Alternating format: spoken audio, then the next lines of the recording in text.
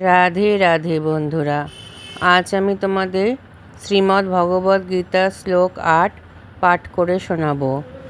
ভবানো ভীষ্মশ্চ কর্ণশ্চ কৃপশ্চ সমিতিঞ্জয় অশ্বত্থামা বিকর্ণশ্চ সৌমদত্তিস্তথৈব চ। অনুবাদ: সেখানে রয়েছেন আপনার মতো ব্যক্তিত্ব ভীষ্ম, কর্ণ, কৃপাচার্য, অশ্বত্থামা, বিকর্ণ ও সোমদত্তের পুত্র ভূরিশ্রবা, যারা সর্বদা যুদ্ধে বিজয়ী হয়ে থাকেন। যুদ্ধে চিরজয়ী অসাধারণ বীরদের কথা দুর্যোধন এখানে উল্লেখ করেছে।